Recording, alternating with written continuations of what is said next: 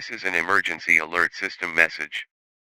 At 3:34 a.m., authorities have confirmed the escape of a mentally unstable individual, a woman with severe facial disfigurement.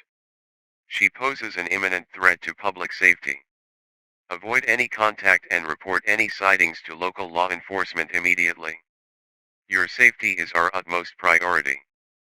If you have any pets outside, bring them inside and ensure the safety of your families. It is not yet known if this individual is armed. Police will be patrolling your area.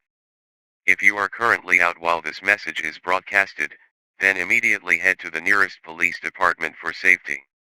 We urge all residents to take the following actions. Wake all occupants of your home, lock all doors and windows, gather in an area that is secure and multiple exits are available, arm yourself with a blunt object or a firearm if available and licensed. Only resort to self-protection in the event that the individual is actively trying to enter your home.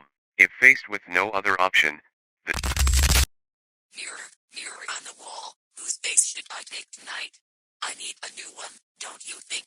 Yours might fit just right. I wonder what you'd look like without it. Then use any and all force that you deem necessary.